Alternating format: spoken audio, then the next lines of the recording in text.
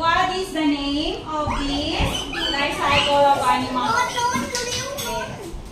Okay, okay, both answers are correct, but in last first. Okay.